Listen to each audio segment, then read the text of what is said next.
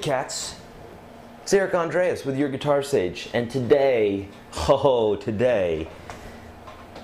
we're going to double your chord vocabulary. What? Yes, we're going to double your chord vocabulary, maybe even triple it. That is, if you don't know any seventh chords. If you know seventh chords, then, well, if you know how to form a seventh chord from any chord you're on, then you don't need, this video is not for you. You don't need to watch it. But if you don't know how to do that, then stick around, and I'm going to show you how to do it. Okay? All right, so here we go. This idea of seventh chords. Basically, a seventh chord is a triad. Triad is 3 notes. And a seventh chord is when we add some form of a 7 on top of a triad. Okay? So a C chord turned into a C7 chord would sound like this. Or a C major 7 would sound like this. Or C minor 7 would sound like this. So they're kind of juicier chords, if you will. Okay, they're a little bit jazzy and thicker in sound. Okay, so by the way, this is covered in eBook2, and will be covered in other ebooks as well. But in eBook2, I talk to you about how to build a seventh chord from any chord you're on. So let me show you kind of some of the techniques that we're using here. If you were to find the octave of any chord that you're on, okay? So let's say, for instance, a G chord. If I wanted to make this a seventh chord, I need to find the octave. So in this case, that's an octave, right?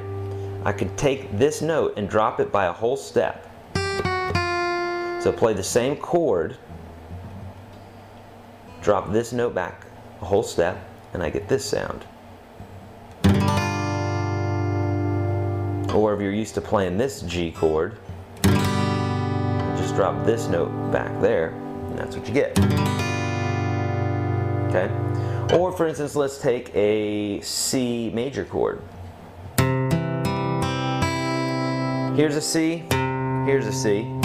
We need to drop this note back a whole step. Well, we can't because we can only go a half step to the open note there. So here's a C.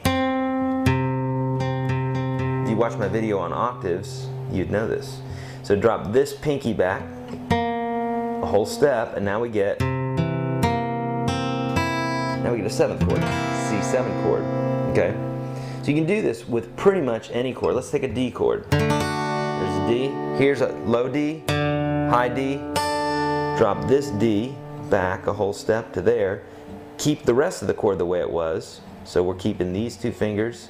We're having to change our fingers around, obviously, because I can't reach this finger back over there. It won't work. So I've got to redo my fingers here like that. And now you got a D7, right? Or let's take an E chord. E major. Here's a low E, high E. If I drop this note back a whole step, get an E7 chord. And you can do this with any of your bar chords as well. So for instance, there's G. There are my octaves. I drop this back a whole step. So I drop this back to there, and I have this sound. Okay? So that's your seventh chords. Find the octave, drop it back a whole step. If you want to play a major 7 chord, find the octave, drop it back a half step. So for instance, if we want to play a G, let's say we want to play a G7, there's a G, so take this G up here and drop it back a half step to, and we get this sound. Okay? Or let's take a C chord. Remember we said this was a C, this is a C. Drop this back now. That's our high C, drop it back a half step. That's a C major 7 chord. You can do this for any of your major chords. Find the octave, drop it back a half step. Okay? So now if you know your major chords, you just tripled your chord vocabulary. Okay? Let's talk about minor 7 chords. Okay? So any minor chord that you have, same thing. Here's an A. Here's the high A. Drop that note back a whole step, and we have minor 7 chord. Try a D minor. Here's a D, low D. Here's a high D. Drop this back a whole step, and now you get minor 7 chord, right? Super cool. Yeah, sure it is. And so you can do this with any chord. Find its octave, drop it back a whole step, and it becomes, well, if it's a major chord and you drop it back a whole step, did I say an octave? Not an octave. Take a major chord, find its octave, an octave higher, drop it back a whole step, and you have a 7th chord, also known as a dominant 7th chord. Take a major chord,